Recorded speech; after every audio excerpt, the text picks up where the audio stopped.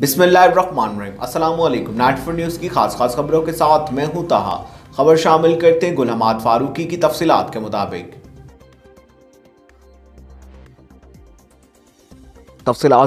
चित्राल के तारीखी कस्बे दारोश में जमीयत उलमा इस्लाम के कारकुनों ने साबिक नाजिम शेर मोहम्मद के हक में जुलूस निकाल कर जलसा किया। मज़ीद जानते हैं हमारे नुमाइंदे गुल हमाद फारूकी की इस रिपोर्ट में। जी गुल हमाद फारूकी, आगाह कीजिएगा।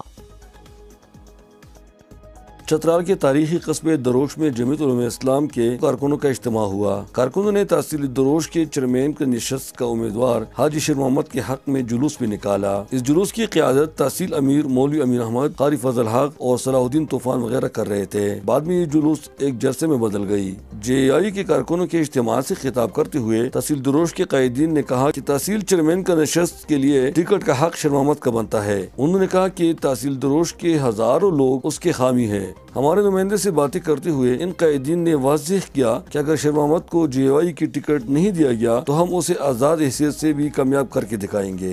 इंशाअल्लाह हम उम्मीद करते हैं या अभी इंशाअल्लाह ये मैदान भी ये जीतेगा। अगर खुदा न खास्ता हमें टिकट न दी जाए तो इस उम्मीदवार को हम आज़ाद देकर इंशाअल्लाह ताला फिर इसको कामयाब होने के बाद इसको जमीयत में फिर ऐलान करेंगे।